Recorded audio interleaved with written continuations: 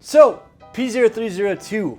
This means that you are misfiring in the second cylinder of your engine. Don't start worrying yet, because we're here to explain some possible solutions and problems for what's going on with you and your vehicle. As always, make sure to subscribe and hit that little bell so that you're notified when we release new content. P0302 means that it's a specific misfire in your second cylinder. And it's the difference between, say, P0301 and P0300, which is a random misfire code. Since it's happening in that second cylinder, that means it could be happening in a 4, 6, 8, or 12 cylinder engine. Now, let's explain what a misfire is. At its core, a misfire is the desynchronization of the combustion cycle within your engine. And unless your car is made before 1980 or you're riding a dirt bike, your car has a 4-stroke combustion cycle. Intake, compression, power, and exhaust. So, your cylinder intakes the fuel-oxygen mix. The piston compresses that mix, the spark plug ignites the mix to give power, and finally your cylinder is opened to release the exhaust. And combustion requires 3 elements: oxygen, fuel, and spark. The intake stroke introduces oxygen and fuel, and the power stroke provides the spark. If any of these 3 components are messed up, the process gets out of sync, and you get this error code. Now, there are a lot of reasons for a misfire, but we are going to start with a few of the simplest. First, it could be that air-fuel mixture component. Your engine needs a very specific mixture of fuel and oxygen. So if there's a vacuum leak somewhere in the car, it could not be getting enough oxygen for that mixture. In this case, it can be a crack or a leak in the hose, or really any other air component issue. And the good news, this is usually another less complex issue that doesn't hurt your wallet too much. Second, it could be on the fuel side of the mix. This usually has to do with a fuel injector or a fuel filter.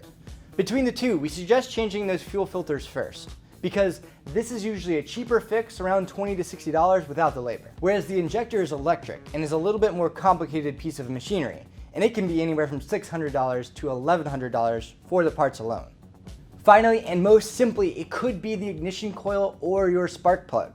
And what's cool is that there's a super easy way to check this. In your engine, you can easily switch your ignition coil from one cylinder to another. If you don't know how to do that, this video right here will help you out. After you switch those coils, go ahead and grab your fixed sensor if you have one.